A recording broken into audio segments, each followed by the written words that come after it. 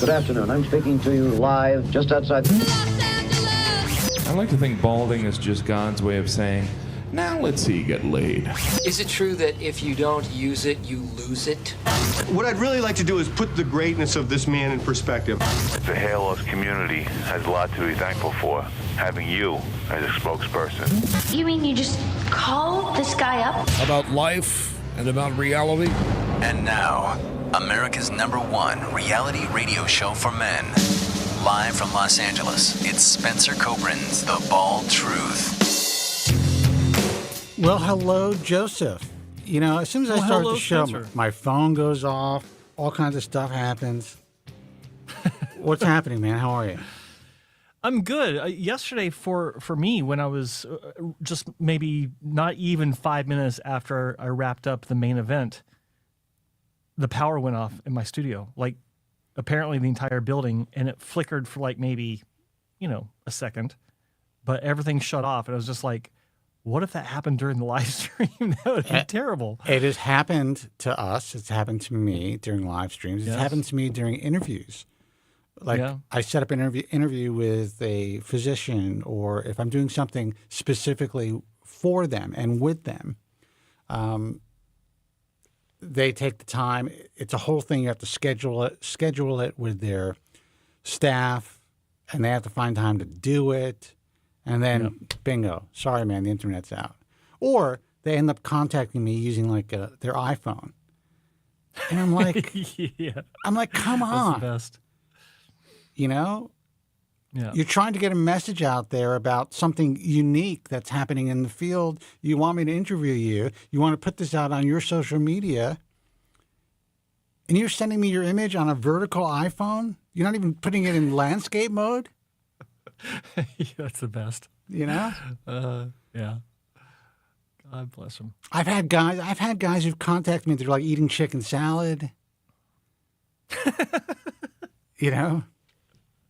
Smacking their lips. Yeah.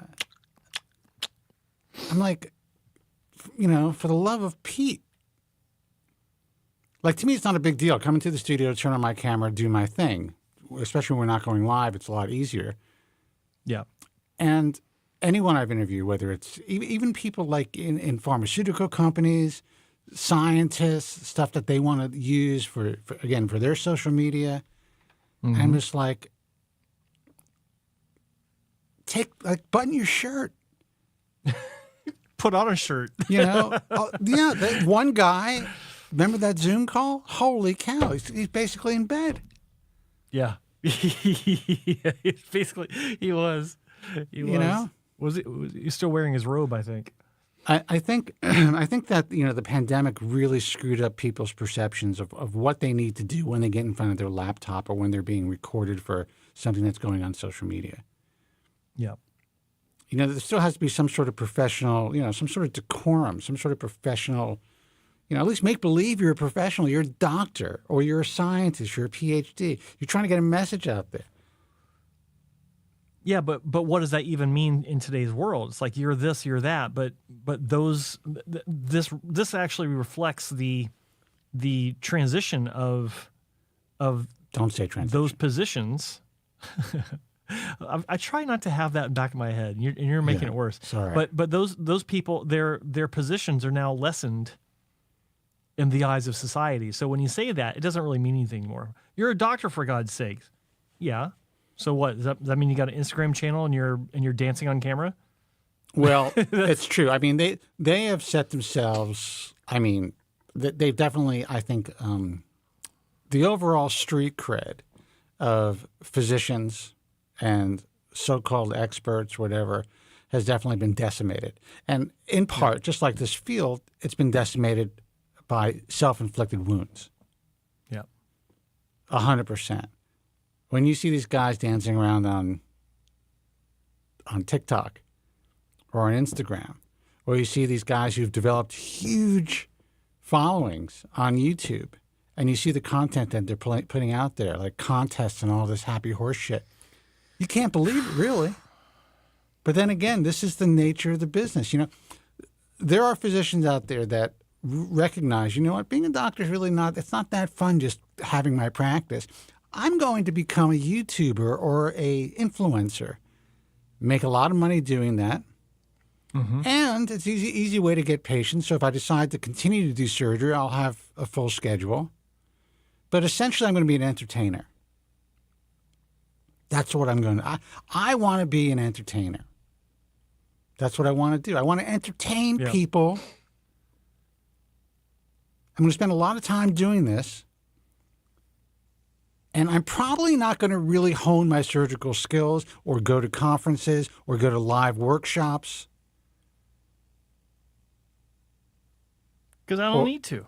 Why do I need to? I'm an influencer. I'm an influencer. They should be coming to me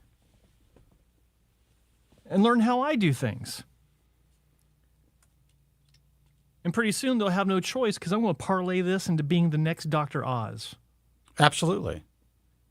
Who, by the way, I've got no problem with really. But, you know, I mean, when I was on his show, on his radio show, to make it clear, I couldn't believe that he was a doctor. You know, it really does. And again, he's a cardiologist, cardiac thoracic surgeon, I think. But when people have to create content, whether it's mainstream media or these content creators, once they leave their wheelhouse and they enter into our realm, you realize, like, holy shit. If they don't know, if they're putting information out there like this on hair loss, what else are they bullshitting us about? Or what else haven't they done their homework on? Yeah. There's a woman, Yeah, I forget her name. I don't know what her credentials are. But she's out there. She's an older woman. And I say older, she could be my age or younger, but she looks old. And I'm sorry if that offends anybody, but, you know, there's nothing wrong with old. She's just been on this earth longer than other people, possibly. And she talks about everything related to health, cancer, this, that, and the other thing. And essentially, these people who have these big followings, they develop this content machine that they have to keep feeding. And as soon as they cross over into our realm, like I just said, I don't mean to repeat myself, it exposes them completely. So this woman's talking about, shampoos and sulfides in shampoos and, and the fact that they essentially destroy hair follicles. There's never been any, first of all, everyone in the world would be bald if that were the case. Now, I use a sulfide-free shampoo just in case, but I didn't for years. So that's one thing. Okay. You want to, essentially that was, in my view, created by shampoo manufacturers and the hair loss world so that people could sell these, shampoos. It started off with physicians in the field, and then companies kind of caught on to it, and then everyone's selling a sulfide-free shampoo. Great. They're good shampoos. It's fine. And then she goes on to say that if you really want to do yourself a favor and help to maintain your hair and to regrow hair and to keep your hair in its best condition, to rub in coconut oil once a week onto your scalp.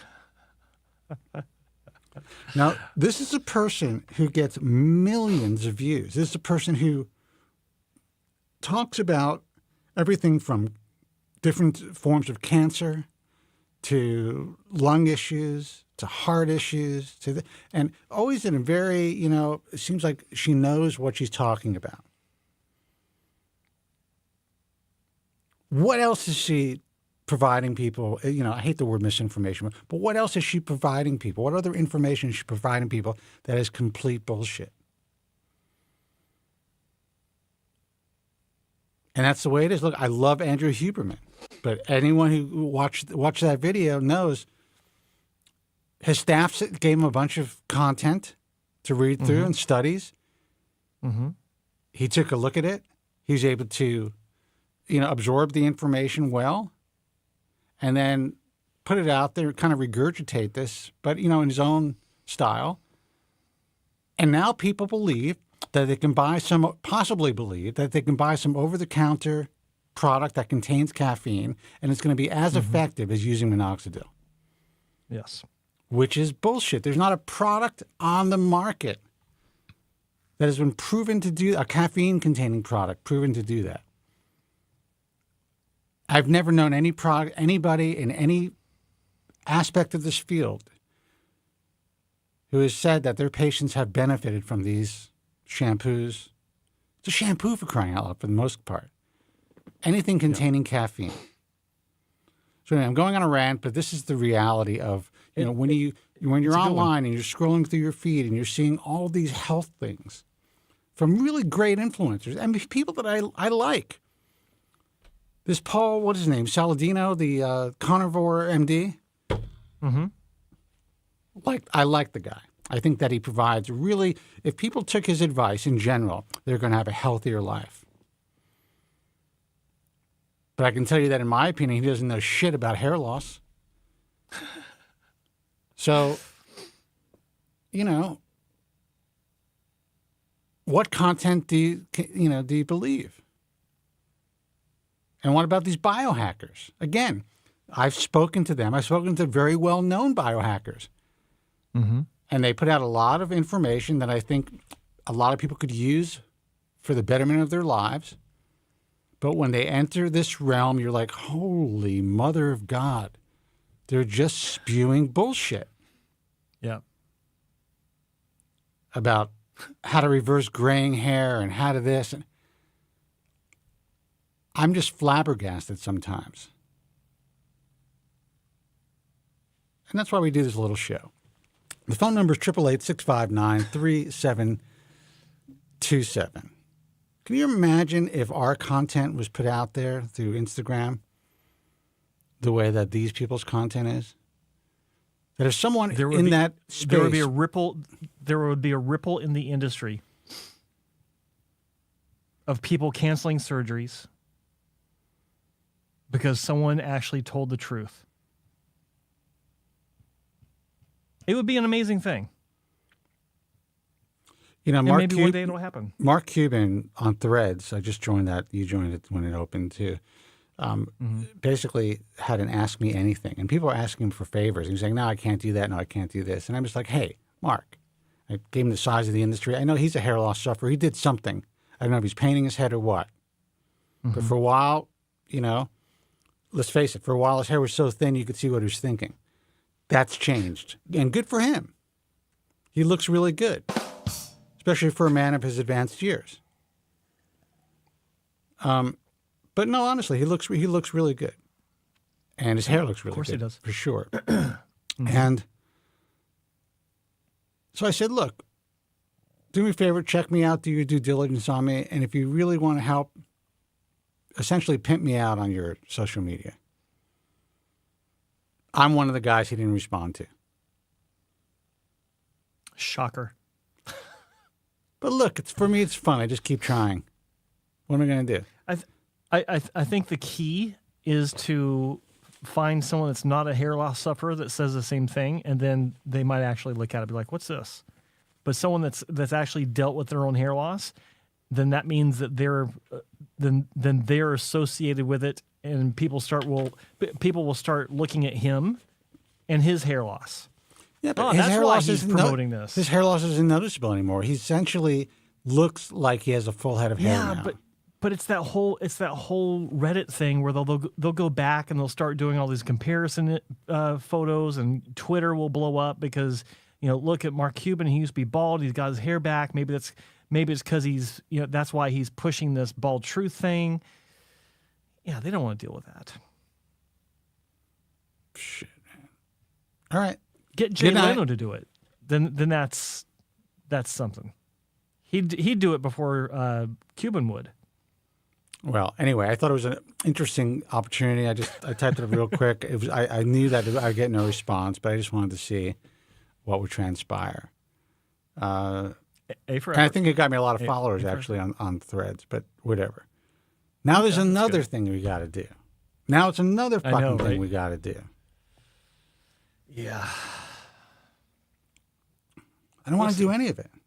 And honestly, if I were to get Mark Cuban to promote what we did, I'd be out of business in a year. So what am I thinking? I don't know. I don't know what you're thinking. I don't know what you're thinking. You know, if we can actually make this truly a safe place, we wouldn't be needed anymore. I mean, I'm good with that. I like to get out of here. But, you know, that's not the way the world works. Why do you think we still have a homelessness crisis here in California? No, People are getting not paid a still. lot of money to work on it.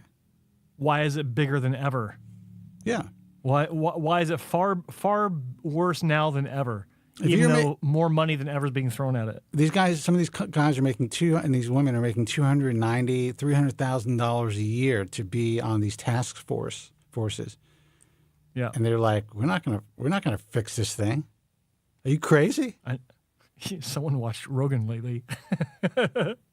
I watch Rogan all the time, but actually I saw it on the news the other day.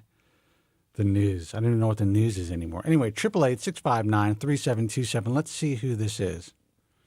Hey, man, you're on the air. Who's this and where are you calling from? Good evening, gentlemen. Happy Independence Day to all you hair loss sufferers out there. By the way, Joe Tillman, I found it kind of odd the way you used that word transitioning. Very interesting, man. My God. My name is Joe from Staten Island. My name is excuse me. My name is Would you like to may I reiterate it? my name is Have you heard it? Excuse me. my name is Joe from Staten Island. Happy Independence Day week, Joe. How are you? Thank you. I appreciate that, man. Happy Independence Day, Joe. Happy Independence Day, Spencer.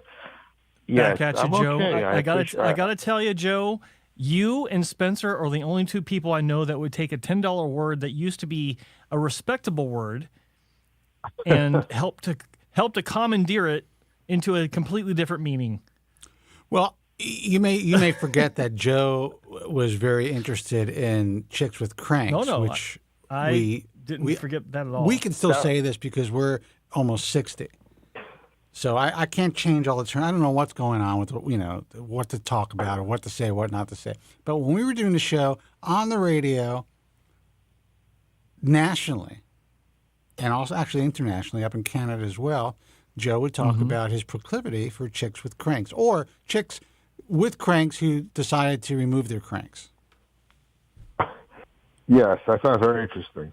Yes, you found it very interesting. It was interesting proclivity that you and Bald Jerry enjoyed discussing. Well, yes, Bald Jerry's also shares interest in that. And by the way, God bless you, Bald Jerry.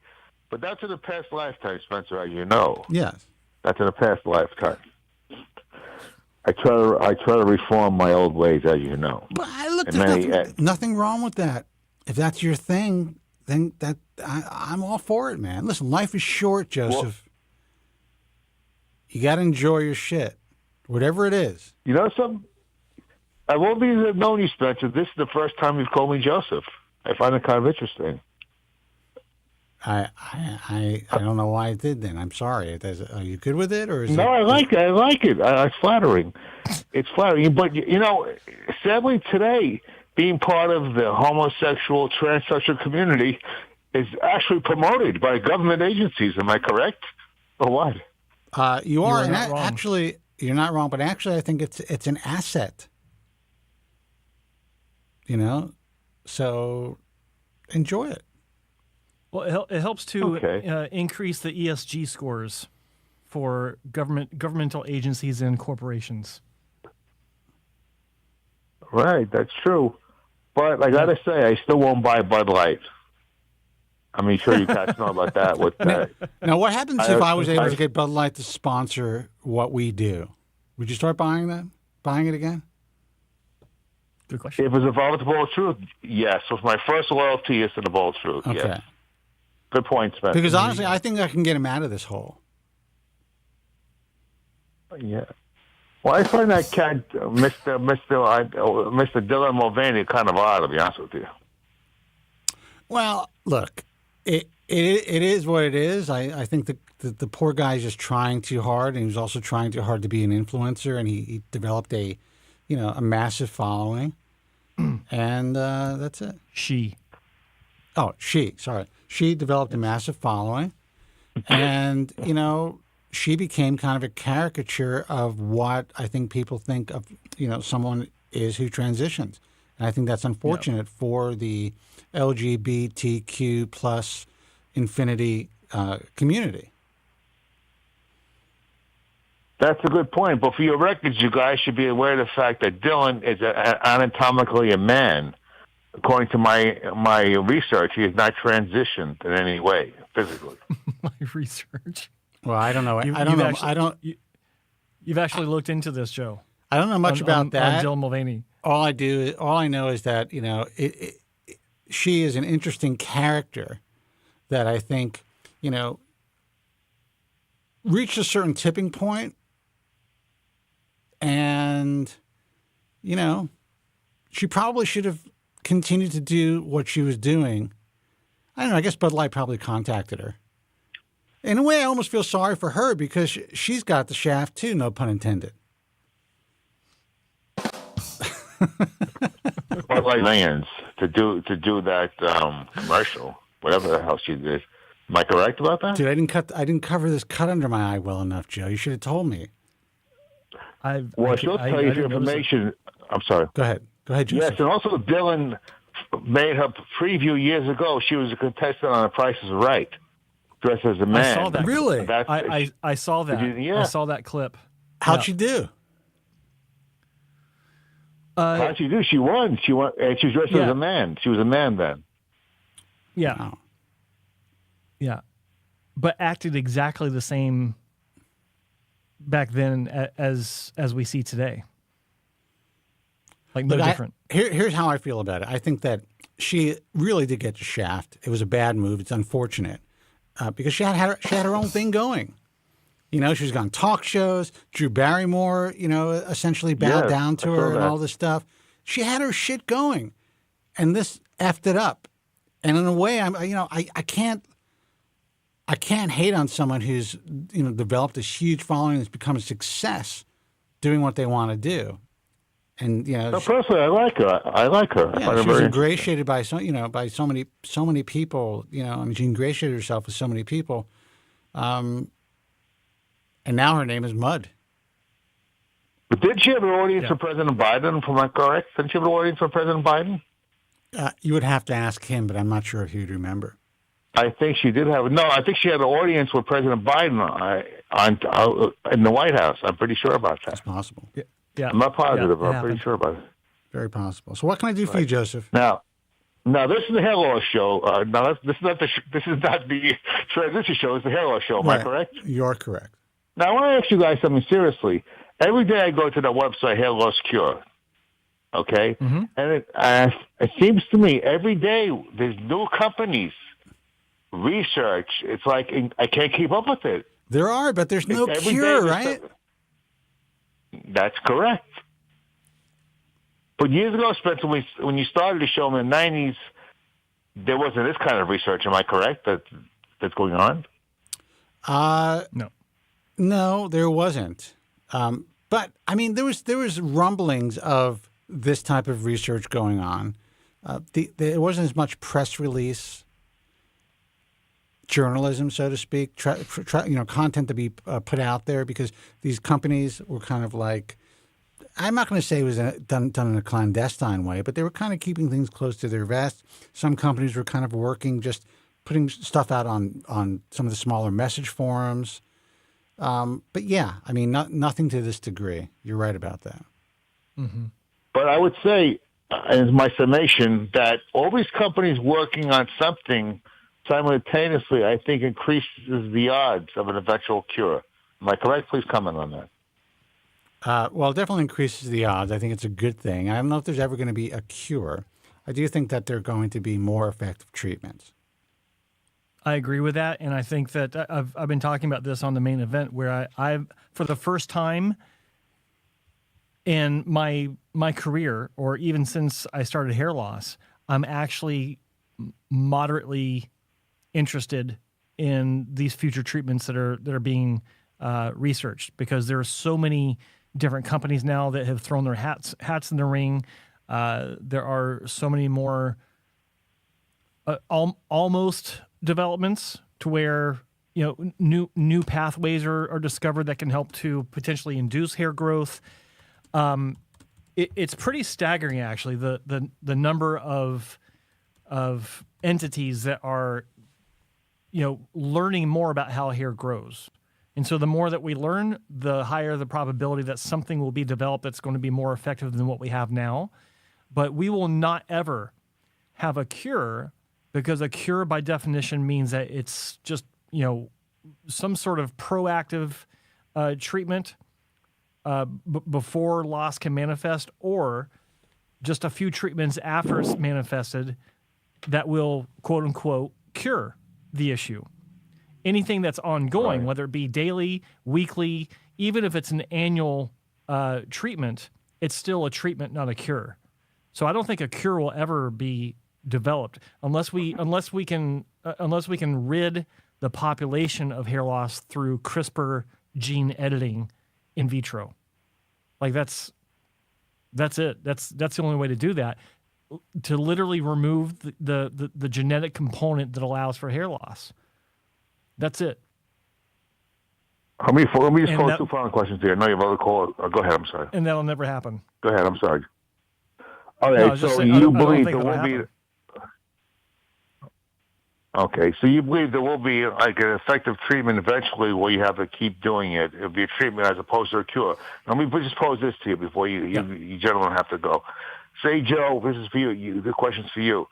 Say we were able to increase the donor area. We cloned the donor area. Instead of getting 5,000 grafts, we were able to get 30,000 grafts. Would the hair would grow back or something like that? Would that be tantamount to an effective cure, in your opinion?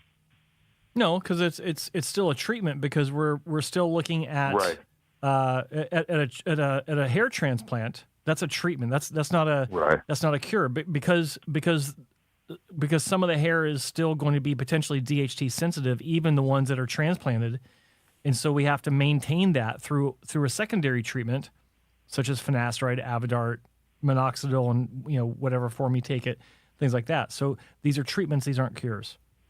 Even if we expand the donor availability. Well, and here's the good news, though, Joe.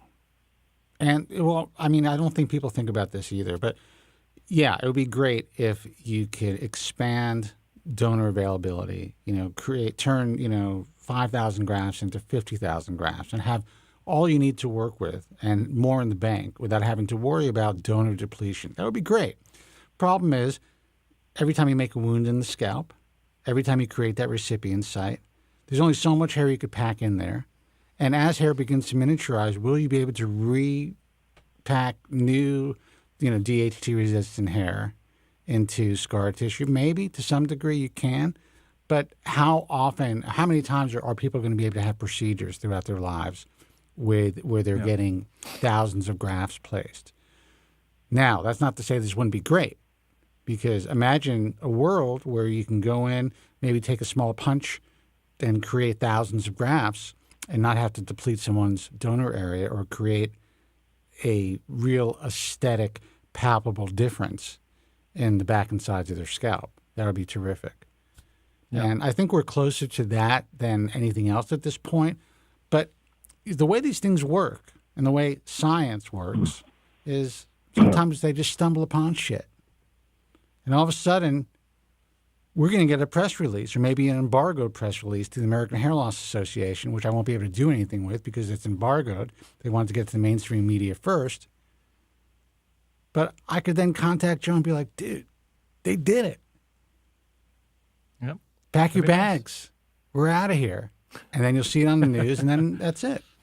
And it could be something really simple, like some drug that's been used for decades. Who knows? That's how they discovered finasteride and minoxidil. Right. Finasteride was a prostate drug, and minoxidil was a high blood pressure drug. Am I correct? You are correct, Joseph. You are correct, sir. Thank you. All right. I know you love the callers. I just want to say thank you for your time. God bless you, Spencer. God bless you, Joe. And God bless Paul, Jerry. But most of all, God bless America. And God bless Joe from Staten Island. Thanks for the call, Brittany. God bless Joe from Staten You mean- Island. Good hearing from you. Thank you. God bless you both. Take it easy. Good night. Good night. Phone number is 888-659-3727. This is the live broadcast. We do this once a week, or at least I do it once a week. Joe does it several times a week with his program, The Main Event. So you can always contact Joe. And I know that's good. He's very informative. But give us a call, too. Can have a little fun. You got Joe from Staten Island who's been calling the show for 26 years. That's amazing. Dude, it's amazing. That's amazing. I still have the patience to put this microphone on and do this thing. That there was a show to call into for 26 years. Wow. You know what's amazing? And this is I'm not going to get into the long and short of it, but I was interviewed for a magazine this week. And this person asked, a young person who's very involved, obviously, like everyone else in social media. And they're like, when they did research on me, they're like, you've been doing this for such a long time. How is it that more people don't know about you? And which is a great question. Yeah. And I had to explain to them, and it was difficult to explain it, to put it in terms that someone who's not in the industry would understand. But I had to explain that I had to make a choice early on in my career when the entire industry was viciously attempting to cancel me. And when the main players in the industry were able to convince the main sponsors of my broadcast, who were pharmaceutical companies at the time. I was the first independent broadcast to make that happen, by the way. Sound like you now, Joe. But I had to make a decision. I can keep it relatively small and keep the show on the radio for the 11 years that I did in multiple markets and earn from that. And whoever did find me, then they would have the advantage of having the information they needed to make educated decisions, but staying below the radar just enough to kind of be able to keep that going without constantly people trying to obliterate everything the Bald Truth, everything the IHRS, everything Spencer Kobren. So I made that decision, and I decided to work on the inside of the industry by creating the organizations and creating education for physicians and everything that we've been doing, as opposed to just being this podcaster once I get off the radio. Yep. And it worked. It was great. And this person understood it, and the article is going to be, I think it's going to be interesting. It's supposed to be about me, but we'll see. But now that I'm sitting here doing this program on your channel, Joe, and I'm seeing all these influencers talking about hair loss. I'm not talking about the people who are just doing hair loss stuff. I'm talking about real big people.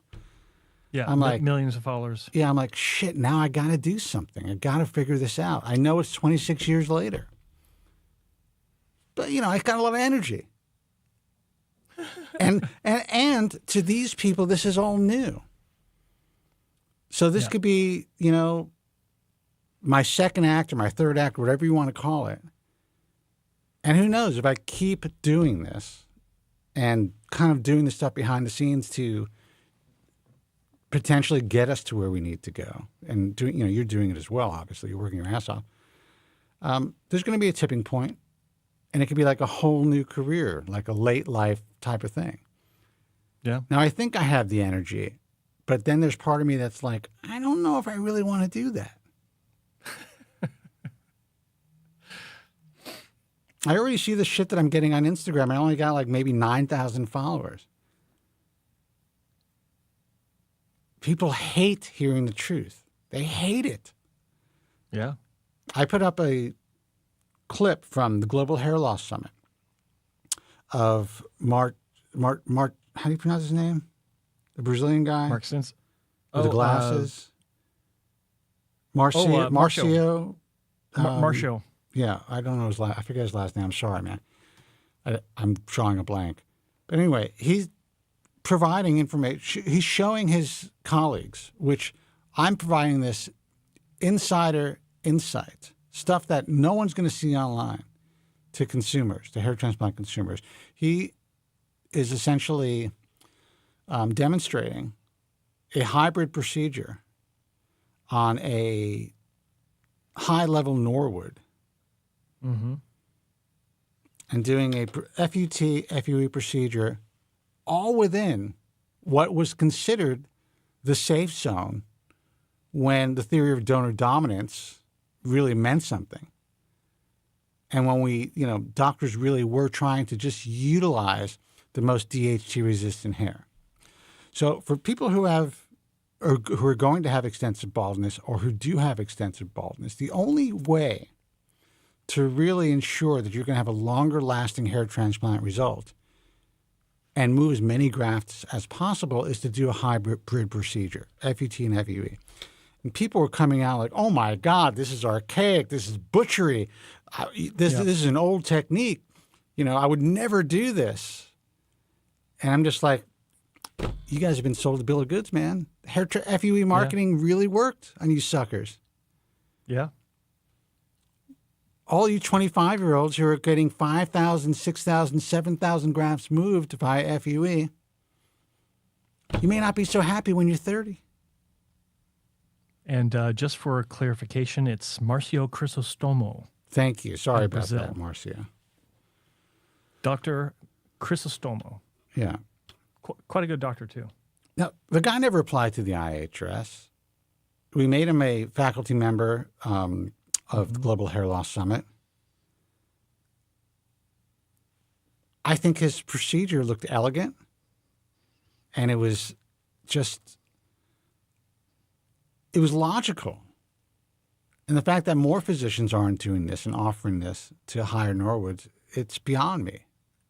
I will actually say that having a lot of exposure to the presentations he made, because I was editing them, and having met the man a couple times and talked to him about how he does things, I think he, based on everything I've seen, is an exceptional hair restoration physician, because he's one of those doctors that puts 110% into everything that he does when it comes to his practice.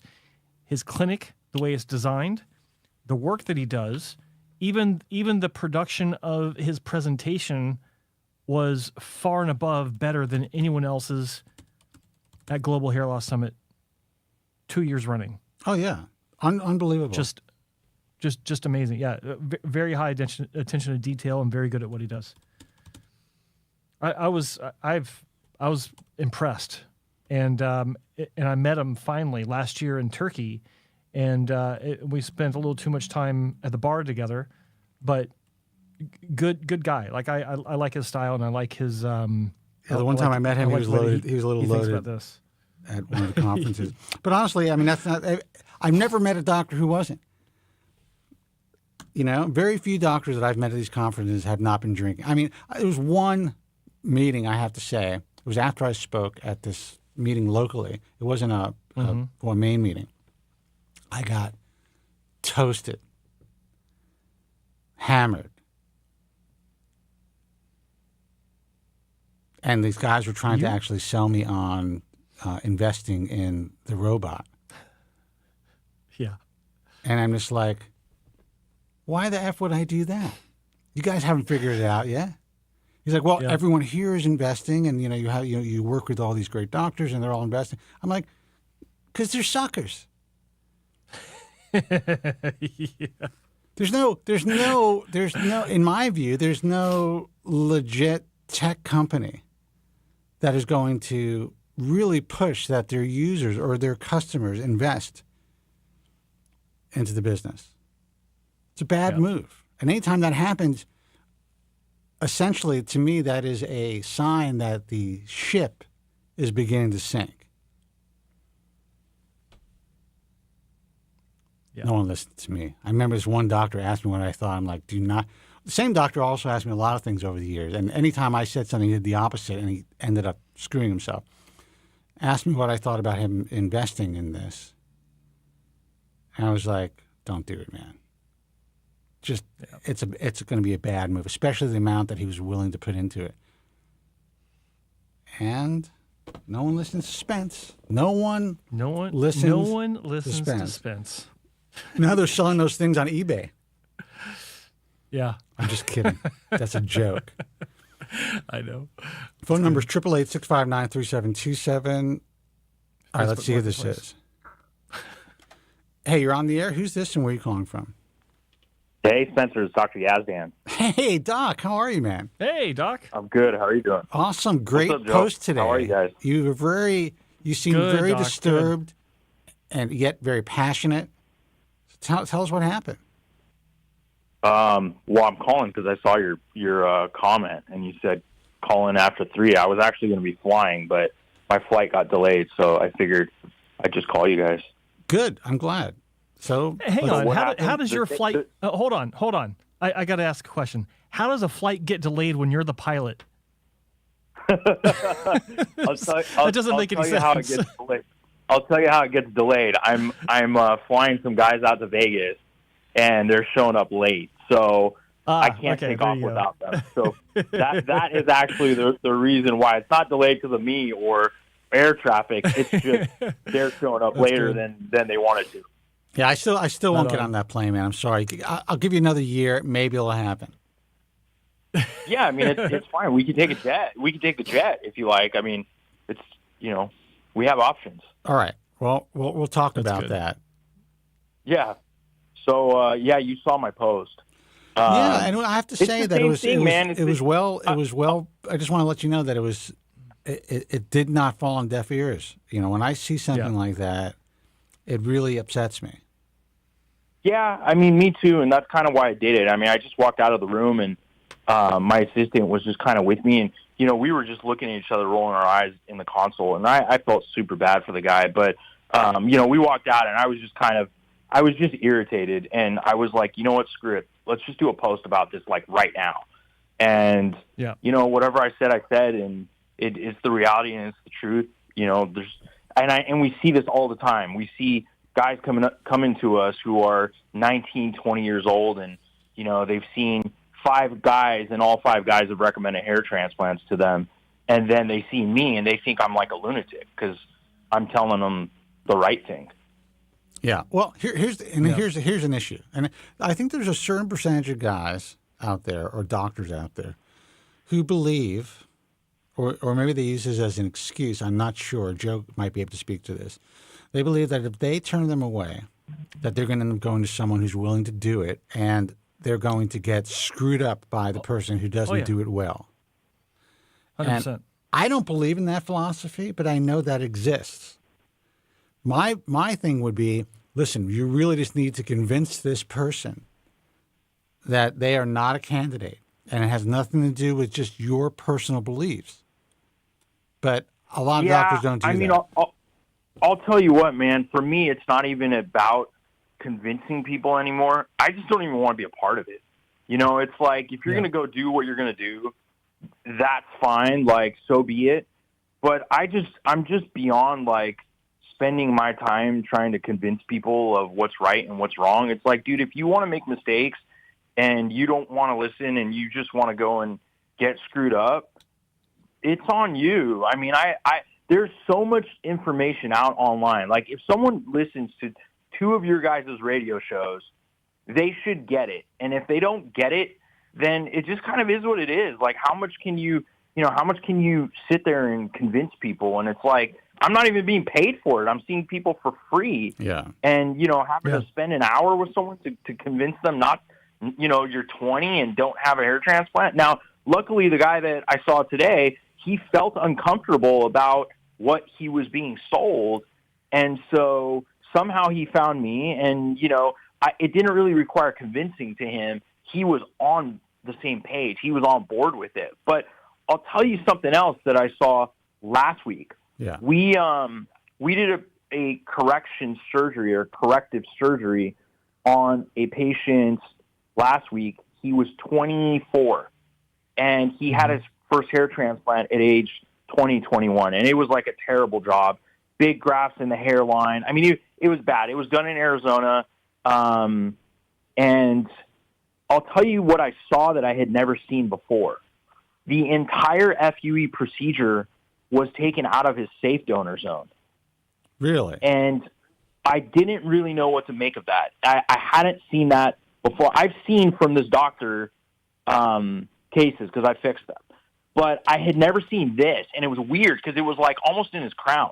Like the hair was taken all around from half an inch below his crown. It was completely outside of the safe donor zone.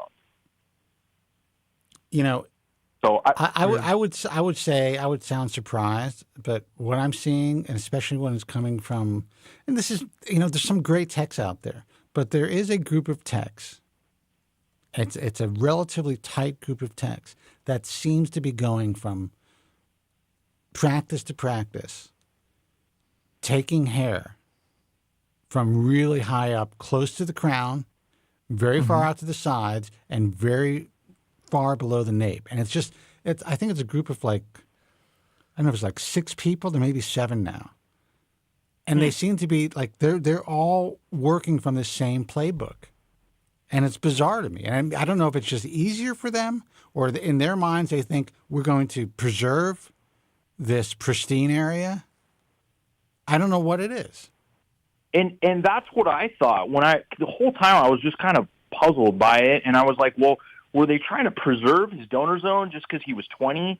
But the bottom line was, why were they doing an FUE on him when he was 20? Yeah. And then it's like, well, if they were going to do that, they took 3-4 hair grafts and stuck it in his hairline, and it looked terrible. And it was one of those things where the patient's dad came, and the dad didn't believe the kid that something was wrong, and then he wasn't happy with it, and it was this huge mess.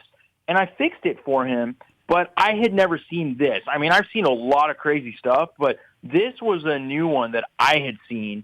And it might be what you said. I mean, they're trying to preserve the donor zone.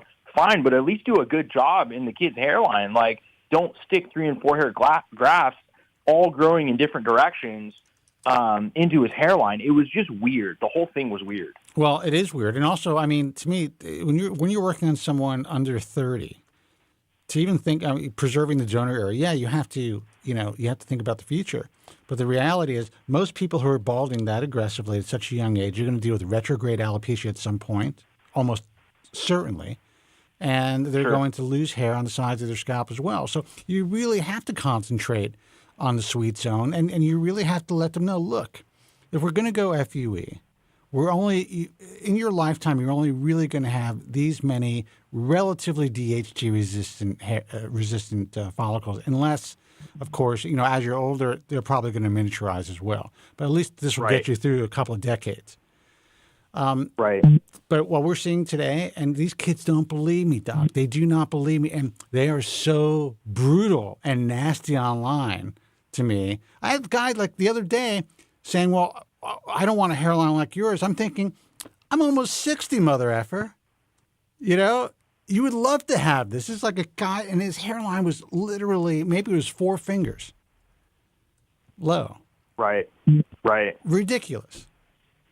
And this is the new normal. This is what people think. They think that, I don't know what they think is in it for us or for me or for you to turn people away or for me to do what I do. I don't make any money telling the truth. That's not, I would do a lot better if I really was concerned about making an income or continuing to make money from this.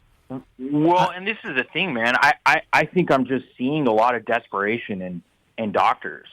And they got big practices, they got huge advertising spends, they got crazy overhead, and it's like they need to sell every single transplant that they can. And I don't know, it sucks in a way. None of this needs to be happening. There's enough patients. If you do good work, they're going to come to you. There's so many. But sadly, I really think I'm just seeing desperation in hair practices. I mean, if you're selling 19, 20-year-olds on hair transplants, I mean, this kid hadn't even been talked to about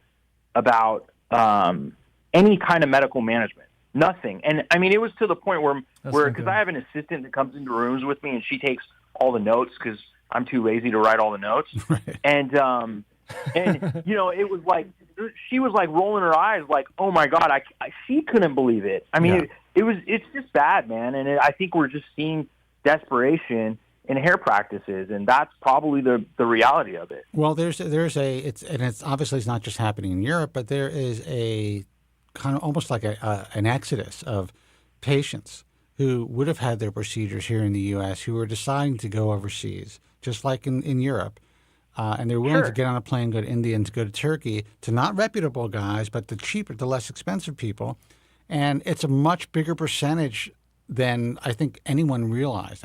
I don't think the U.S. recognized how much that was going to affect them, at least the U.S. market. Forget about the neograph guys. That's bad enough. I have friends that have gone to Turkey for a hair transplant. Like, they haven't even hit me up. I will literally see them, like, at a party, and they'll come up to me and be like, hey, bro, like, I had a hair transplant last week. I'm like, I can tell because your head's shaved. You know, it's like, it's what I do. And I don't say anything to them, like, but, you know, either it was an awkward thing, they didn't want me to do it, or maybe they thought it was too expensive to do here. But it's like, I look at it, and then they're like, well, how does it look? How does it look? And it's like, I'm like, well, you had it 2 weeks ago, so I can't really tell how it looks, but I can tell that your donor zone's pretty screwed up. Dude, I have a guy, and, you know, you're in this world. I have a guy that I think he has about 6 parking spaces just here alone. And, you know, he's got the Lambo, the whatever Ferrari he has, 2 motorcycles. You know, you're a car guy, and the Rolls Royce SUV and something else. I know the guy from the gym, and I see him coming out of his car, and he flags me down. Like, I saw it, but I didn't like, oh, God, please don't stop me. And I see that he just got his hair done. And he asked me what I thought. And all I said to him, I was like, you know what I do. I would have given you a recommendation. I would have at least told you to have some consults here. You are a billionaire. And he ended up going to Turkey for his hair transplant because a buddy of his went. And he thought that the after looked good. And the after was like a month after.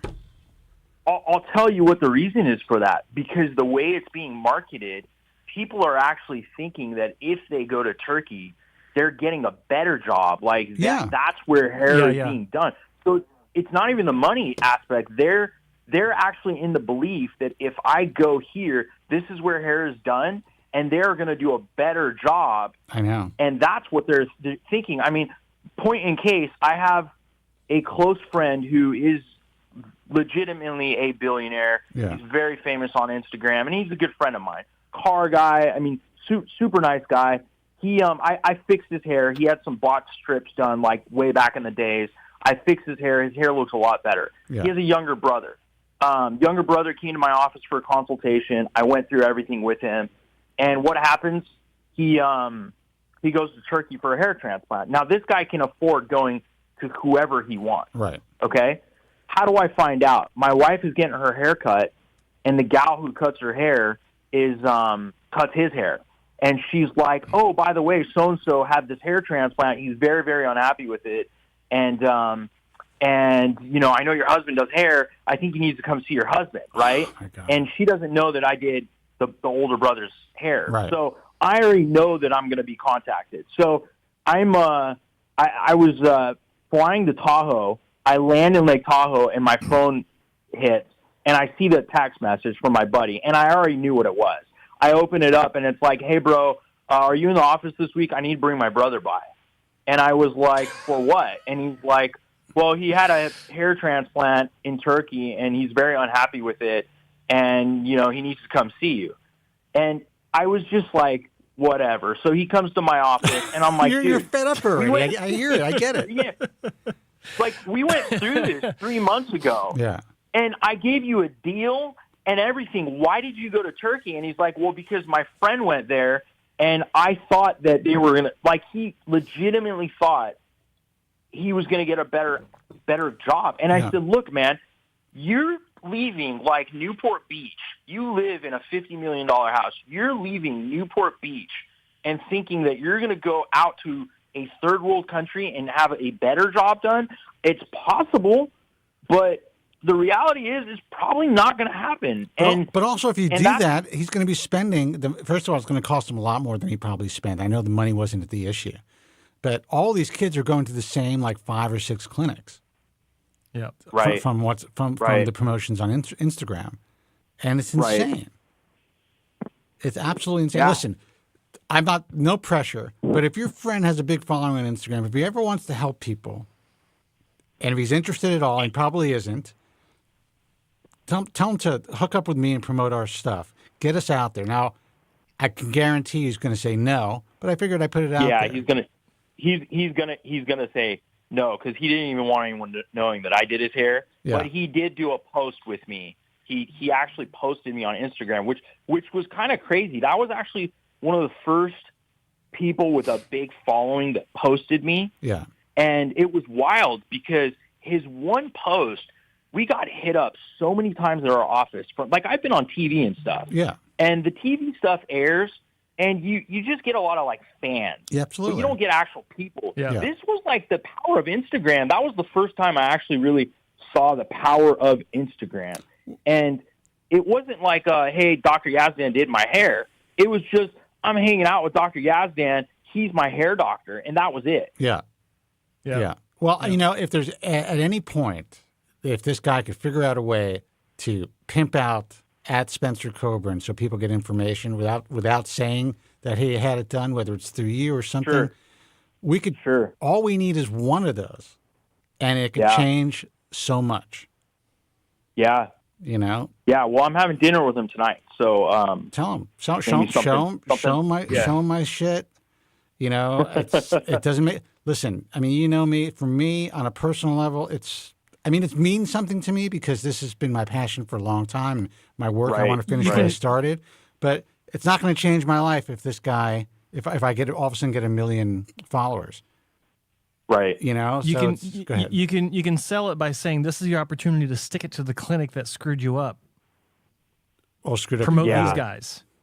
Yeah. Or your brother. I mean, it was pretty bad. And look, it's not to say that you can't go to Turkey and get a good hair transplant. I mean, you can, but it's just not the same as having some. I mean, look, man, Spencer, like you've had like medical stuff. Like last time I saw you, had an eye, procedure on your eye. I had another one. I mean, if you look at me, you can see me now. I have a little mark under my eye, but you know what? I'm good.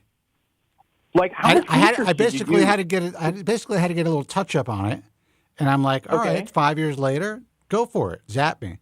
Right, but how much research did you do to figure that out? It was pretty intense. I would have had to had my a lot of damage done to my face. Would you have gone to I don't know, call it Vietnam to do that? Well, if there happened to be only one doctor in the world that did a certain procedure, yeah, but that's unlikely it was going to happen in Vietnam. But I know what you're saying. Right. Yeah. But you know what I mean? You're not going to leave one of the big U.S. cities. Yeah, I have top people here in Los Angeles who did not offer this, and so I have chosen to fly across the country to get this done and to get myself checked out, and it was a lot of due diligence. Let's put it that way. Right, but what I'm saying is you didn't travel to a third world country to have that done. Of course not. Yeah, absolutely. I know exactly what you're saying. And I agree. Dude, it is insane that hair is put into this category. And listen, you got to blame your older colleagues, man. They turned this into a commodity even before you got into the field. I wasn't around when that was going on. So yeah, I know. You're a young guy. I came into this late. Yeah, you're a young guy, but I mean, I've been doing this for a long time, man. And I just remember this guy. He owned this other outfit. It was the other Bosley. Let's put it this way. Back in the late '90s, I never forget him saying, we're talking about these young patients having surgery, and these guys aren't even candidates. And this guy said, well, something like, once you create the monster, you have to feed it. That was the attitude. Yeah. Yeah. And that's kind of what I was talking about. I think the desperation in some of these clinics, they've created the monster and now they just need to sign up, and it's just on a smaller scale. Yeah. Turkey's, it's the whole country scale. This is now we're seeing it in a smaller scale and the economy's changed a little bit. People I think are a little bit more tight with spending and they're looking for a deal and all that stuff. And I think some of these bigger practices are hurting. I mean, I've been hit up by techs, old techs from 10 years ago, man, that used to work with me. And they're like, hey, Dr. Yazdan, how's everything going? If you're I have availability if like, you know, and it's like I'm getting these text messages and thinking, well, you know, you guys must not have a job right now. If you're reaching out to me, you know, I haven't seen you for 10 years. And it's like, I feel like there is a little bit of a change in the hair market, and, you know, people are just, you know, I think more desperate. That's probably the reality. A big part of the change, at least locally or in this country, the device makers who are getting devices into cosmetic surgery outfits, med spas, into, you know, plastic surgeons. There's a guy here, really well known. He used to be on television. He has a partner now, and he's a facial plastic and reconstructive guy, not board-certified plastic surgeon, but facial plastic guy, and promoting hair transplant surgery using one of these devices. And I saw some influencer talking about it. He's not doing the procedure. His colleague isn't really doing the procedure. It's tech-driven. And just the level of just the instructions that this guy was given, the way that he described his experience and the instructions and the, you know, post-op instructions, I was like, who's telling you this shit? And you could see this guy's going to come out with maybe a mediocre result, but with a really diminished donor, and they might be able to get one more procedure out of him. But then if they do that, he's going to look like shit in the back of his head. Right. I'll tell you a quick thing. I don't know how much time you guys have, but we got time for you we had always, man. Post-op instructions. I'll give you guys this story, which was super interesting. This was the first time we experienced this. There's been a lot of new things for us in the last few months. So hair's changed. I mean, I'm in this about 14 years. I've seen a lot, but there's been a couple new things for us. Here's a new one. So I did a surgery on a guy, I don't know, a while back, call it 2 years ago, and everything was good. No, you know, good results, good everything.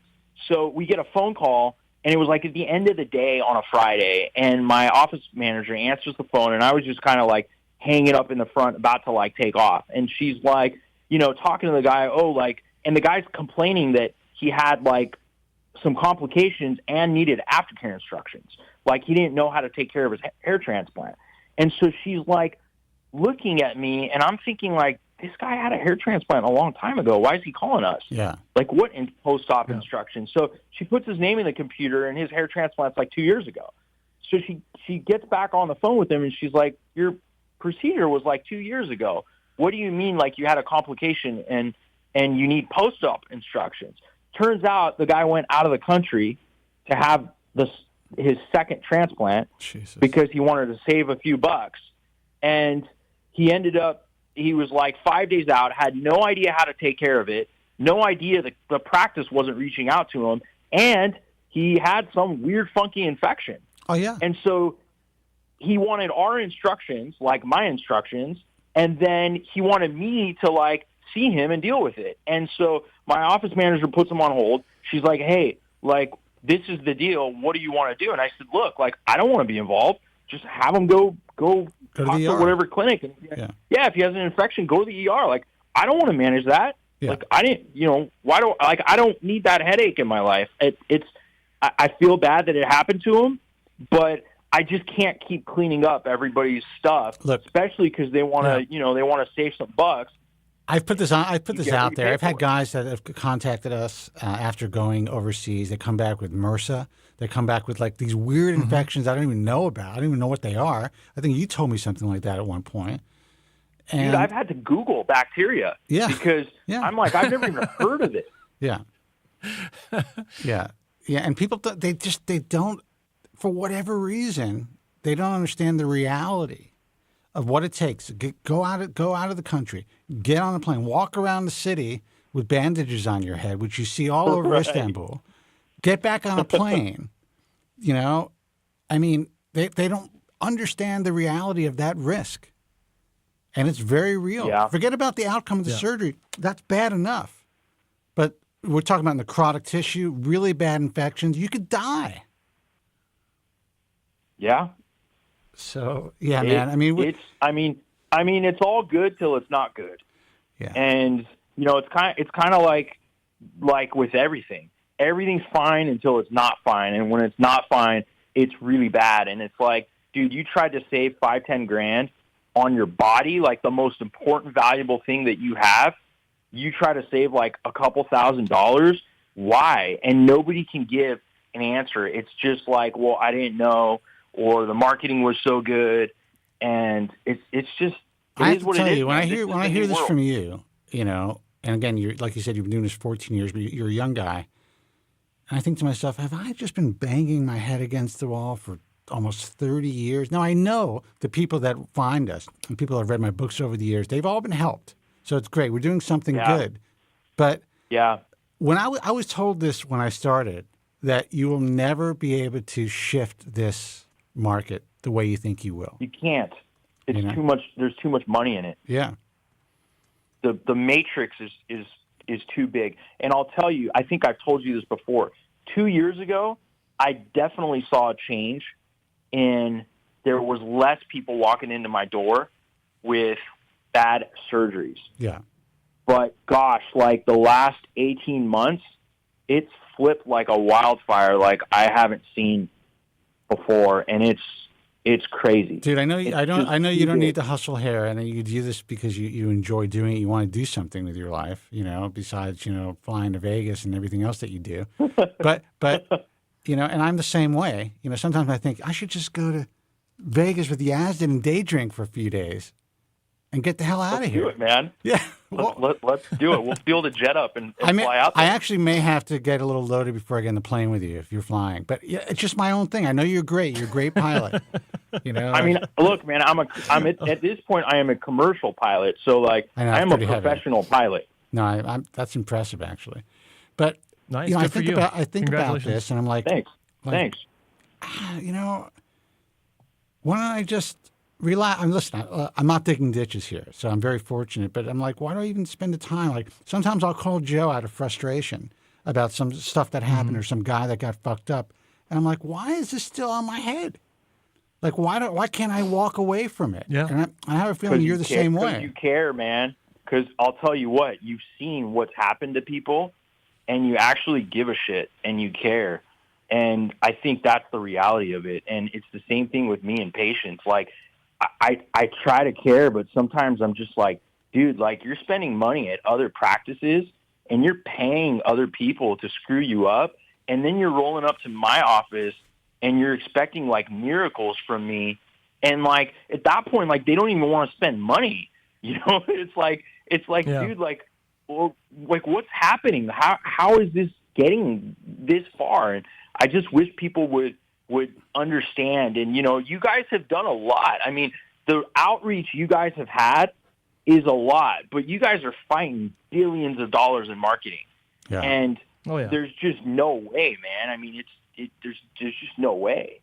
Well, look, if Rogan is listening, I know he follows me, you know, maybe at some point he'll have me out in Austin, and that could have an impact.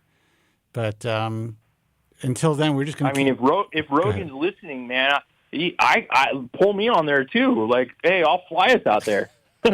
You know, actually, that would be a lot of fun. We should both go on together. You know, I think it would be pretty invaluable for him to have a physician as well. Did you see Andrew Huberman's thing on hair loss? That video? I did not. No. Check it out. It's amazing. Again, okay. I respect the guy. I like what this guy does. He's got 4 million followers. He has a huge podcast, Huberman Labs, and he's always on Rogan. But you always see these guys expose themselves when they get into our space and they start talking about hair loss. He's talking about caffeine shampoos and like a study that was conducted about, you know, caffeine being not being less effective. That's how it's stated in the study than minoxidil, but without the side effects. But there's not a single caffeine product, at least that I'm aware of. Here's the deal, man. I'm like an expert in shampoo. I mean, obviously, you know, like I formulated a shampoo. Yeah, but he's talking about lotions and potions besides shampoo. But go ahead. Yeah, but I'll be the first guy to say that, like, shampoo is not going to replace minoxidil. And you can word caffeine and all this stuff however you want. The reality is minoxidil is FDA proven. It's clinically proven. And you can read all the studies you want with caffeine, but it's not going to be minoxidil. It can be a supplement to minoxidil. Right.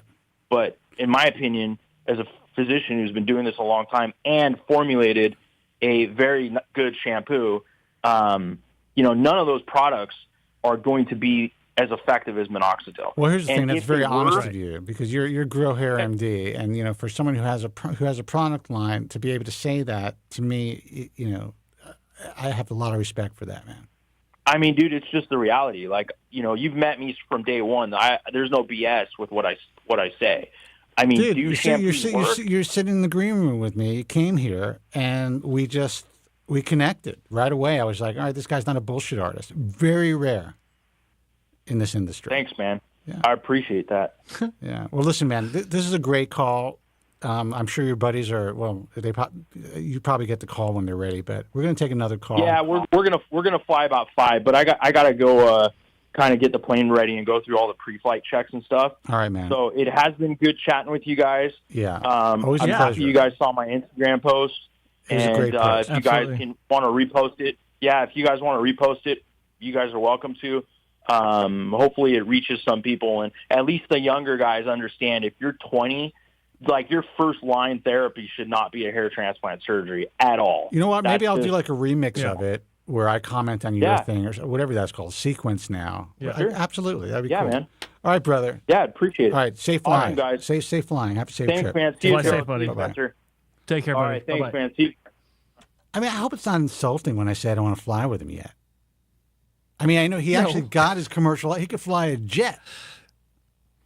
Yeah, he's actually a commercial pilot now, legally. Yeah, but I'm still like, I'd rather sit in the back and not know what's going on. Yeah, I don't want to hear the alarms. I don't want to see the buttons being pushed. I don't want any part of that. I don't want to see the sweat on your brow if something's going wrong and I don't know.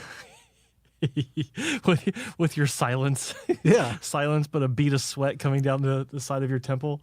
Yeah, not into that. All right, man. Well, that's good. He's a good dude. And it's funny. Yeah, he he sees is. people coming into his office who are so screwed up. Yeah, doctors call in. We have undercover and doctors call in. They're always talking about, well, this can happen, that can happen. But very few really, I think, have the courage to talk about how effed up the industry is, because in the back of their mind, they think it's just going to turn people off of surgery. Yeah. Yeah, of course. That's the problem that I see with a lot of clinics is they don't understand that when you're the person that says no and then says you need to understand this, and this first, that actually sets them apart from everyone else that says yes, and that sets up for that patient being a better long-term patient over time, as opposed to the money grab that the other doctors are pulling in because they're saying yes. Yeah, they're saying yes to everyone, which is the equivalent of throwing a bunch of stuff against the wall to see what sticks. It's interesting about this guy Yazdan is when I first met him years ago and he came over to my place, he wanted to be invite him to come on the show and hang out, and I already knew this guy. This guy doesn't need to hustle hair. He had a windfall, had a very successful business outside of the hair world, and this guy has his own planes and all kinds of shit like that.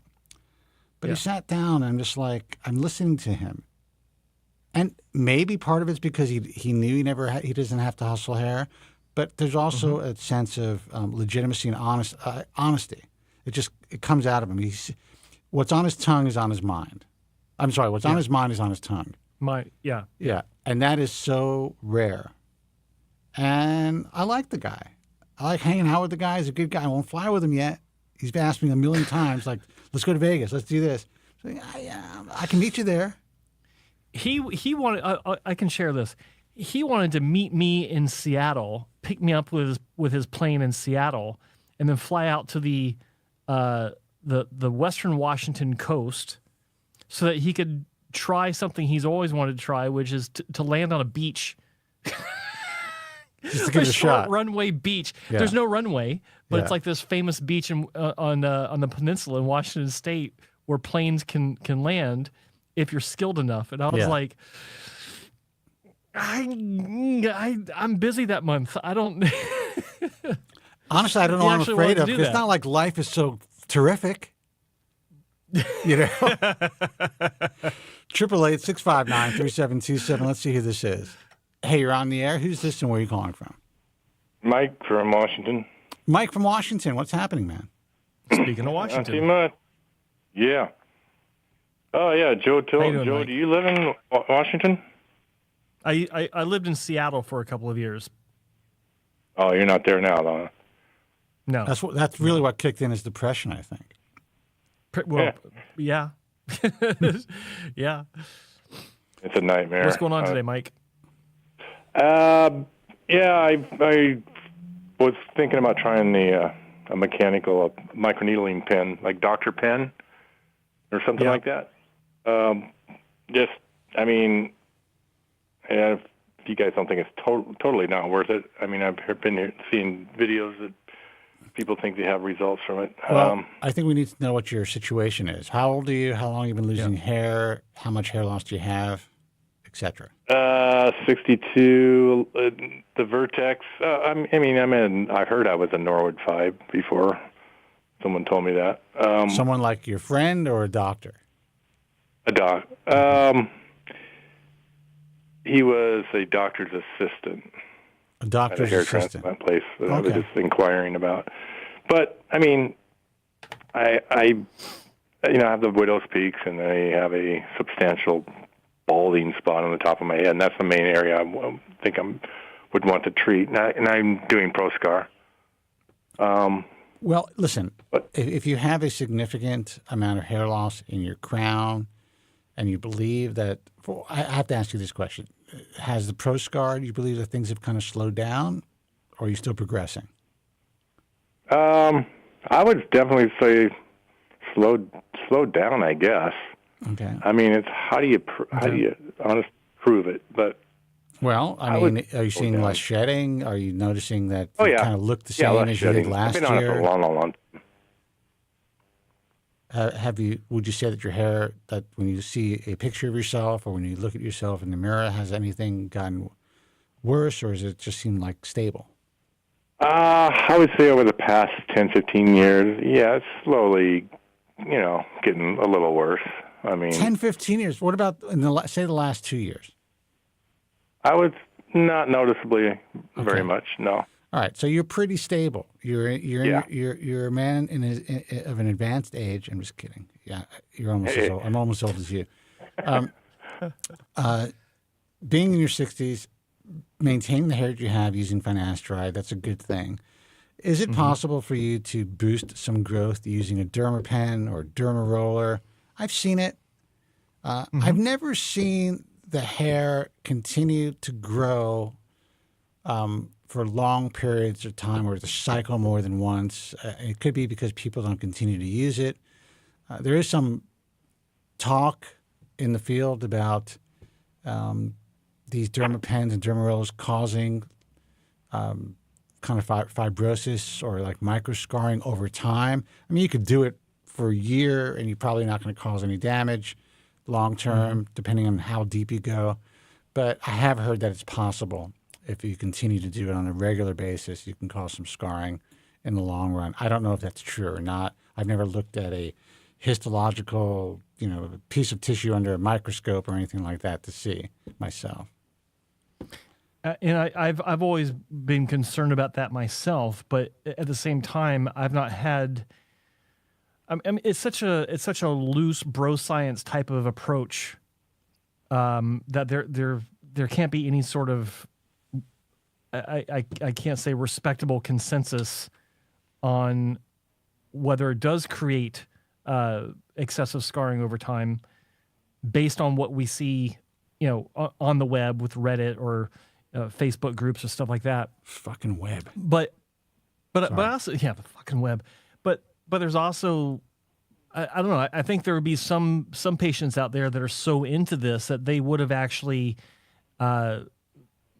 maybe documented that they're having lesser results over time, and maybe their scalp is feeling a bit more tight because of scar tissue formation. But I mean, how much scar tissue formation can you develop with, depending on how deep the needles are, like a half millimeter or a 1 millimeter, little micro injection? I don't know. I can't see it being a long-term benefit, but I also can't see it being a long-term detriment, if that makes sense. Like I've seen some guys online have presented their cases swearing up and down that all they've been doing is microneedling. Like that's it. They haven't been doing minoxidil, they haven't been doing finasteride. And it's like, okay, well, there's definitely a difference, but can we believe it? Because there are people out there that will pimp some sort of method, some sort of bro science method that they're using, claim results, but the whole time that they got a normal stack like everyone else that's got prescriptions from their doctor, and they're just not telling us. I don't know what to believe, honestly. The only anecdotal evidence that I have for myself is what I've seen on my own body when I skin my an appendage. Like I skinned my knee badly a few years ago in a biking accident, and now I have a patch of hair growing on that spot that I skinned that I didn't have before. So there is definitely a case for wounding inducing new hair growth where even hair didn't exist before. Like that's is just a fact. It's like my right kneecap is hairier than my left one, and it never was before. And it's in that exact spot that I skinned. Yeah, dude, I'm telling you, just bang your head against some Velcro, maybe rub it. I don't know. I want to do one more thing. I did have done minoxidil, and that crap burned the hell out of me. I mean, it just irritated my scalp. And I hated the routine of applying it every day, kind of. But well, how often are you going to microneedle if you decide to do it? I heard not to do it more than like once a week. Okay. I don't want to. I heard about the fibrosis problem. You can give it a shot. We're not physicians. I mean, if it's something that you want to commit to and see if you can get any extra growth, I will tell you that I have seen some guys. The growth seemed pretty significant, but it's always kind of like an underground peach fuzzy thing. I don't know if it continues to cycle and how long you would have to do it for the hair to continue to cycle, but there is evidence that abrading the scalp can, I guess, trigger hair to go into an anagen phase. So, Well, I mean, is there one other thing that a person might try? I did the minoxidil. It just irritated me. I don't know or the oral minoxidil. I've heard some things about that might not be too positive. You could talk to your doctor, obviously, about considering oral minoxidil. I've seen some pretty significant results, but there are real potential downsides and real potential side effects, like with any other medication. But, this is a medication that in rare cases could affect your heart, can definitely cause edema. I think that might be mitigated by diet, exercise, enough water consumption, staying hydrated, stuff like that, which most people don't. But I have seen some pretty remarkable turnarounds with oral minoxidil. So if you're willing to add that to your regimen, take a risk of having potential adverse side effects that could really affect your health if things don't go well, then that's always on the table. Now, there's plenty of people that have no problem doing it. Young guys, especially. I've known women who've taken it, who've had adverse side effects, usually kind of like the, what is it called? Periocular, underneath the eye, edema, where these people end up having these really big, swollen bags under their eyes, shit like that. But you can talk to your doctor about it. See, if you are healthy enough to give it a shot and they give you the okay, then that's an option. Yeah, there's really nothing else out there, huh? I hear of other little treatments. You can get yourself, online, you can go online, spend $250, get yourself a little yarmulke tube. Oh, yeah. Very thin, glue that shit on, and you're good to go. Become Jewish, okay. All righty. Well, all right, brother. Okay, thanks a lot. All right, good luck. Joe. Take care. Thanks for calling, Mike. Bye-bye. And here's the good news. I already am Jewish, so if the paint stops working, I can just slap a yarmulke on and say, I'm starting to be a little bit more observant. I've found my faith. Yeah, and that's it. Yeah, and this way nobody could rub it off. No one's going to touch it because it's a yarmulke. Exactly. Like, don't touch my yarmulke, yo. What are they going to say? What's his name? John Doe in the chat. Sorry about that. Sorry, guys. Go ahead. He actually brings up an interesting point. He says, where is it? He goes, another problem with microneedling is that no matter how much you try to sterilize the needles in alcohol, it's never really sterile. If you're going to do it, I wouldn't use the needles only once. That's an interesting angle in that. It's true. I mean, they do have like these pads that you're supposed to kind of roll it on. You put alcohol on it and these other things that you can put the device in. But I guess technically it's going to be difficult to really sterilize it unless you have an autoclave. Yeah. And I'm sure there's some nut jobs that invest in that. One of those. Not all doctors do, though, by the way, which is another story. 888-659-3727. And if they do, they're dirty inside. You know what I'm talking about. Hello. Let's see who this is. Hey, you're on the air. Who's this and where are you calling from? Hey, boys, it's Nico. How are you? Nico, what's happening, man? Nico. Long time. What's up? How do you? I'm not terrible. I might have to try that. I might have to do that yarmulke thing, too, eventually.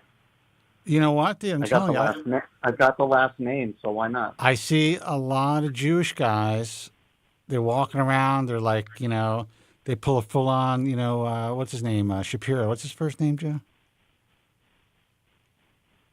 Which one? There's so many. Ben Shapiro. Oh, Ben. They pull a full-on Ben Shapiro. We don't know. Ben Shapiro looks like he's got a full head of hair, but we don't know what's going on underneath the yarmulke. Yeah, we don't know what's going on there. Yeah, we don't know.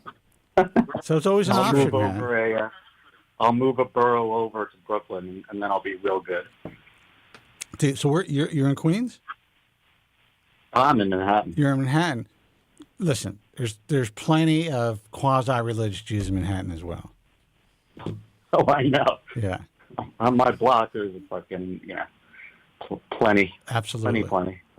So secular, what's up, whatever. man? So I was actually fighting to see if I was going to bring this up or not, but I had a separate surgical question, but I think this is more important. I'm trying to do what I think you guys would do. And we've had a long history. Been a long-time caller, blah, blah, blah. Mm-hmm. You've always been good.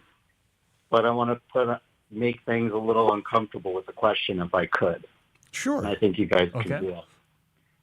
Okay. So, question. 7 cut. I'm just kidding, by the way. Go ahead. I hate to be a buzzkill, but the doc that was on the phone earlier seems like a super nice guy. He's probably had tons of great cases. Yeah. And he's human. He's probably had some cases that didn't go well that we don't know about maybe or whatever. Sure. Aren't a lot of the red flags that you guys have talked about for a long time there, though?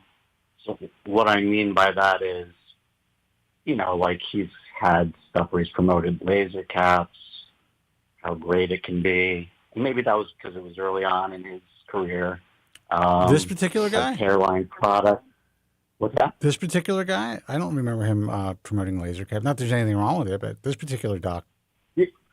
Yeah. I mean, I see a video on YouTube, and I watched it while I was in between listening to you guys, just to confirm I was saying the whole thing. Hairline products, just because he's a nice guy and is on, doesn't bullshit. The whole vibe, I mean, and some of that stuff. And I hate to be. You're not making me No, not at all. uncomfortable at all. These are all valuable questions, and this is what I always tell people. My job over the years was to try to find physicians who were providing the best possible surgical services to their patients and who were providing honest consultations and who were doing the right thing surgically. What they sell in their practice or don't sell, or what they sell online or don't sell, There's only so much we can do. There's such a small handful of physicians, of hair transplant surgeons, that we could even consider saying, you know what, this is someone you should consider. That if someone wants to pimp out laser caps, fuck it. And that's just the way it is. You have to do your own research when it comes to that. That's how I feel. But not to mention, and we're very honest about it all. Keep in mind, in my hair transplant class series, I was talking about this on the main event the other day. I made a video about how I was wrong about lasers. I used to shit on laser caps and anyone that pushed them a lot. And it was such a big deal to me. I put more production into the beginning of that video just for the entertainment effect. Hold on, I'm going to put the camera on you, Joe, because I got to take a piss. Good stuff. Cool. Yeah, I put more effort into that pre-production or that intro than I have any other video I've ever made. And I put a lot of work in the intro on some of my videos. And the fact is, it does work for some people. No question about it. The actual question comes down to which ones, which levels, how many diodes, all that BS. I don't think it really matters. Like I tell people, like I used to work with a doctor that did promote one particular brand of laser device, and it would cost about $3,000. And I openly said, if you're going to get, I don't understand why you'd want to spend that much. They're all using the exact same technology by law. They're all operating in the roughly 550 to 650 nanometer wavelength. They're all putting out roughly 1/2 of a watt of output. It's the same thing that you can get in any Staples or Office Depot in the form of a laser pointer or a cat toy or anything like that. It's the same thing. So why not just go to Alibaba Express or AliExpress and buy one for $100? That's what Morty did. That's what Morty did. He ordered one direct from China, and it made a albeit small difference, but it was a difference. So I mean, and when you talk about like you're talking about Dr. Yazdan, like I know him. I've talked to him many times. I think he's a nice guy, and I think he's good at what he does. But he has his shampoo, and he doesn't make any. I don't think. Last time I looked, I don't think that he makes outrageous claims. And I used to actually promote his shampoo in a giveaway, where I was trying to encourage people to subscribe. And it's like, look, if you subscribe and you make a comment and do these little things, then you'll get a year's supply of the shampoo. I thought it was worth giving away because I used it. I ran out of it, but I want to get some more. I like it. Does it? Not pie. Does it actually improve my hair? I can't say. But I'll tell you how effed up I am, guys, is that I was sent all the shampoo. This is before Joe did the contest, or not the contest, the promotion, or before Specs got involved and all this stuff. And I'm just like, look, dude, I'm not going to try it. If this could potentially do anything positive for hair loss, I am not, even if it just makes my hair look better, I'm sticking with my shampoo. That's how neurotic I am. I didn't even try it. And it has nothing to do with, look, I think your points are very well taken, Nico. And I have to say that as a cynic of everybody in life, as someone who looks at everyone with a jaundiced eye, as someone who does not trust doctors as far as I can throw them, I realized a little later in my career than I guess I should have, because I could have really, I guess, brought on more physicians at a certain time. But I realized at a certain point in my career, listen, guys are getting screwed up surgically. If someone wants to sell vitamins in their clinic, or someone has their own shampoo line, or someone is, and everyone is selling laser caps. Almost every physician out there is involved with some laser cap company. Yeah, for sure. If they want to do that, my job is to educate our listeners as to our belief, what we think is going to potentially help them, and let them know, look, you're looking at this doctor for surgery. You don't have to buy any of their stuff that they're selling. That's it. I'm not a fan of additional PRP on top of hair transplants. If to me, if the doctor believes that PRP is necessary to have a better hair transplant, then that should be part of the surgery. If they're upselling that, then look, I don't love the idea, but I'm sure there are doctors out there that we may even work with that are upselling PRP. I'm not 100% sure, but I do know that in general, these guys have the best results out of the group of doctors in this industry that are performing hair transplant surgery. And that's the best we can fucking do. Yeah. I just thought I'd put it out. And actually, Joe, I forgot about that updated video on the laser caps from a couple of years ago. Yeah. I'm sorry. I just wanted to throw it out there. I was like, oh, he was on the doctor show. He had the laser cap. I was like, oh, doesn't that sort of go against the mantra? But I hear you. No, it's actually all part of our credo. Proper education. It's all about, you guys got to do your due diligence. It's all part of the credo. It's all part of our mantra. Do your due diligence. Yeah. This is our opinion on this. We're only working with these guys in the capacity that I accept them into the organization because of their surgical skills and because they have good, a good staff. But sometimes even the staff will get a complaint about the staff, like, oh, this person was rude, or this person, try to upsell me this. And then I'll call the doctor and let them know what's going on. That's the best we can do.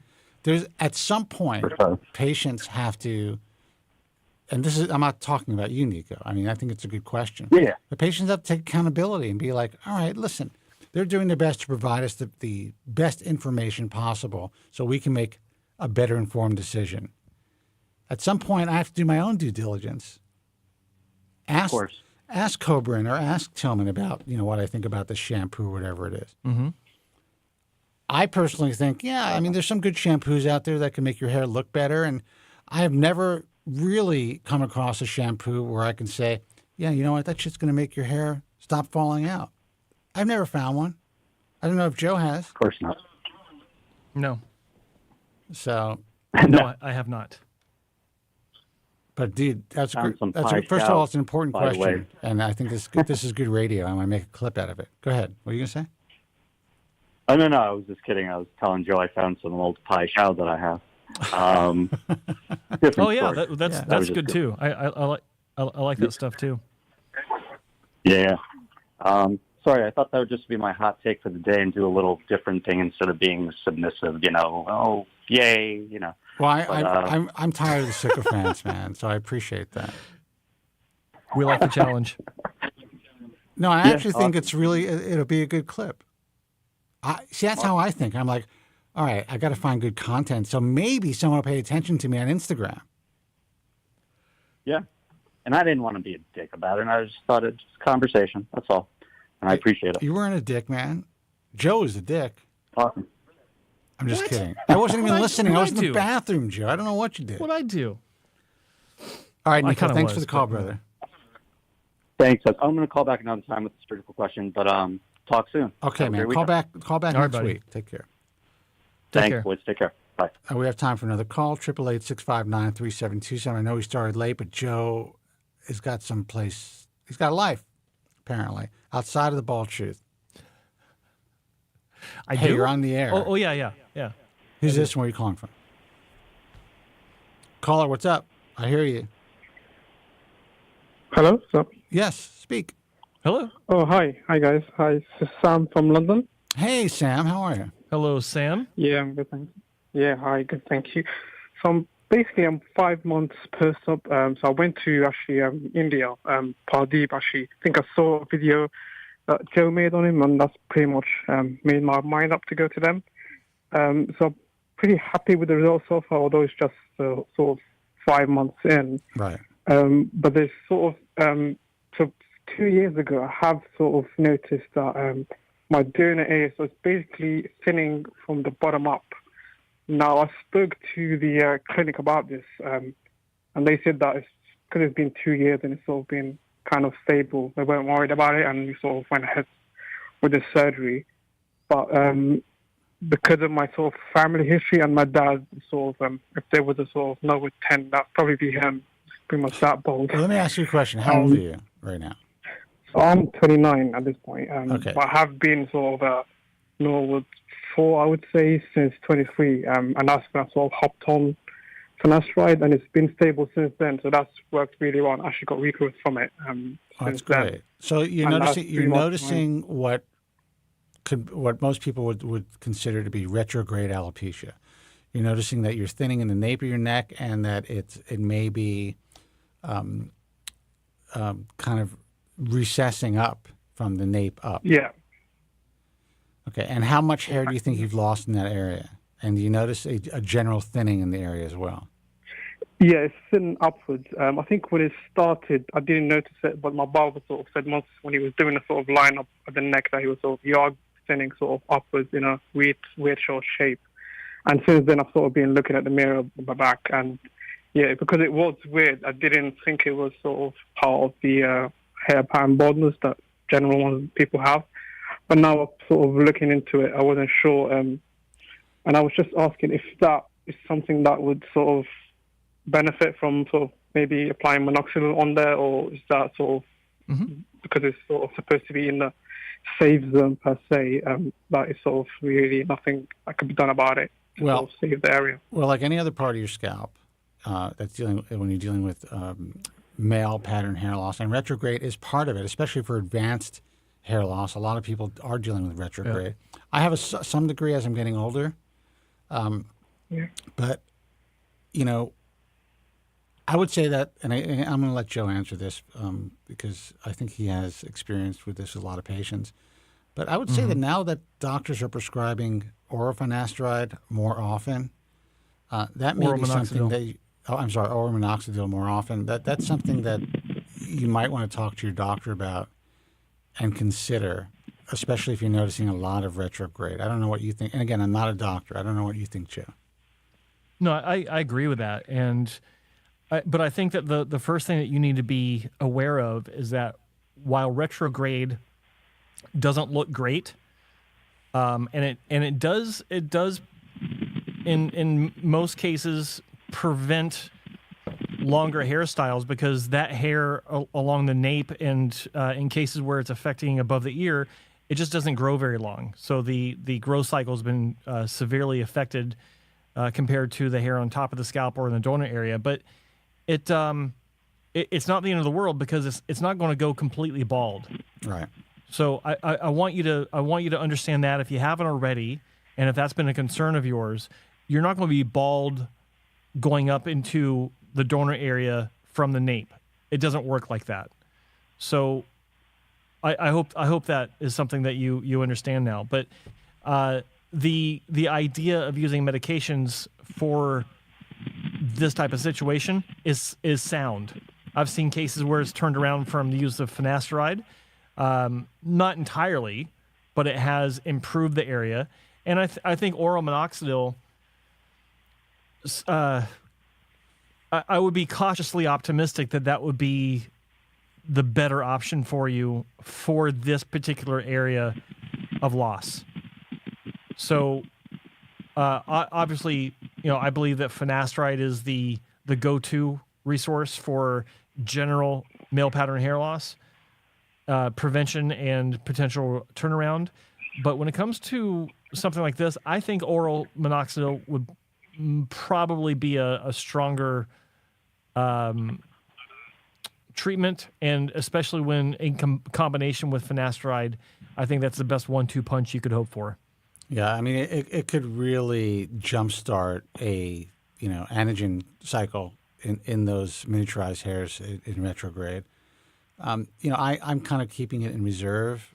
I up my finasteride. I'm taking it more closely together, my doses. I think I'm doing okay, but I keep the oral minoxidil in the back of my head just in case, in my mind, just in case, this retrograde is happening a little bit more aggressively than I'd like.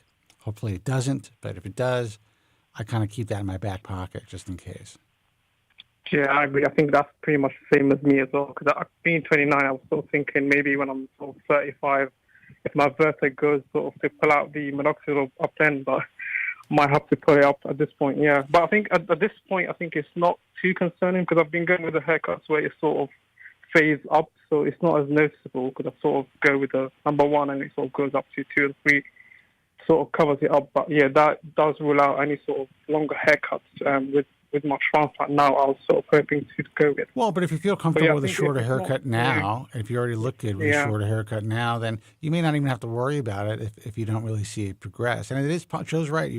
It's unlikely that it's going to go like really, you're not going to lose your donor in general. And if you do, if it does start to happen, you'll probably be older, maybe in your 50s or 60s.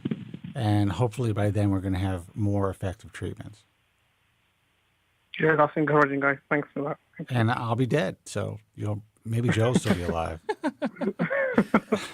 Yeah, I will call in whoever's doing it at that point. It's been going on for so long enough now. Yeah. You know what I'm going to do? I'm going to leave. I'm going to do some like AI stuff or have some hologram. Just keep the show going until the end of hair loss.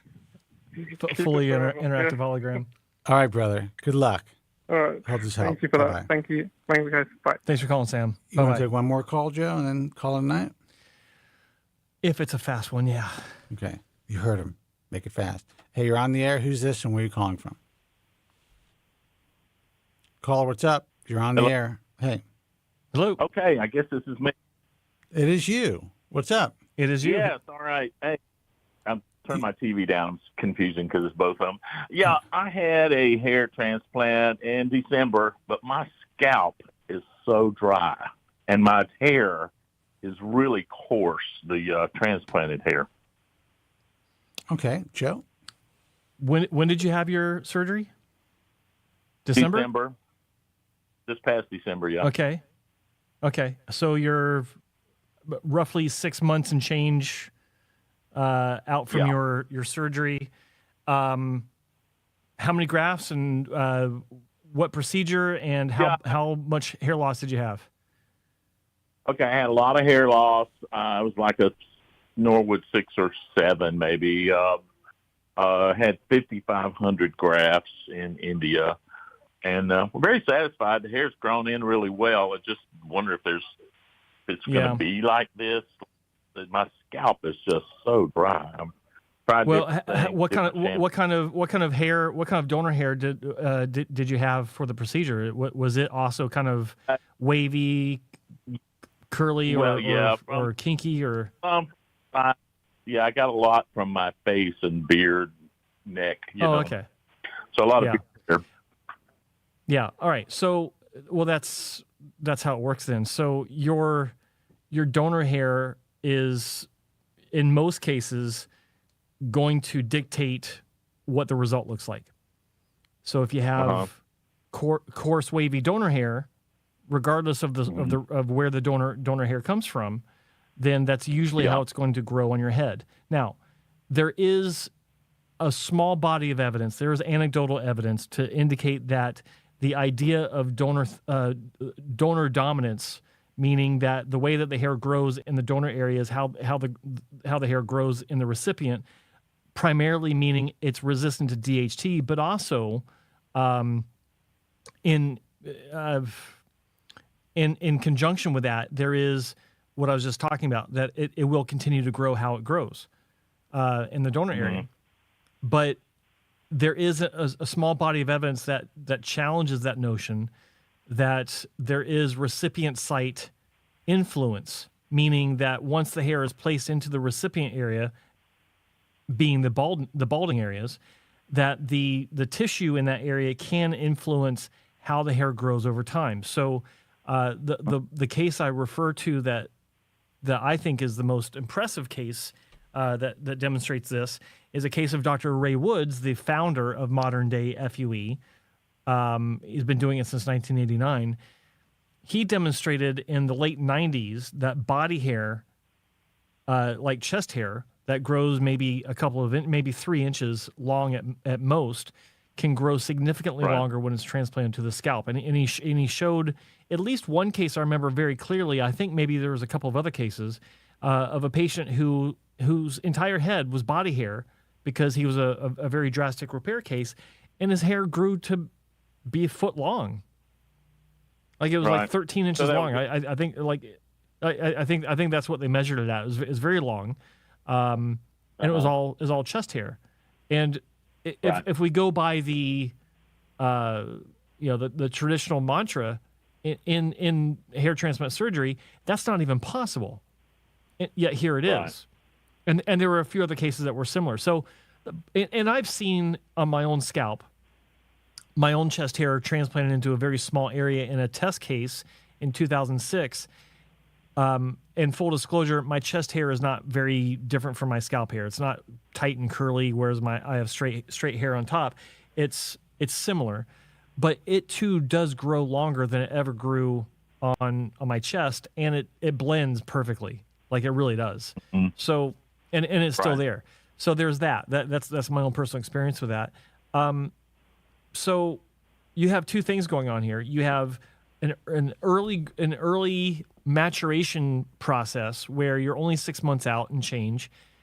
Even if it was scalp hair that was transplanted, it can look different, and it takes time for it to settle down. It takes time for it to take on the characteristics that it's supposed to take on, which should match or blend well with any native hair that you may have, in cases where that's the situation. But yeah, I mean it's early on, but you also have this we'll call it foreign hair that's been transplanted. That could take time. It may not adjust at all. It may not the texture may not change at all.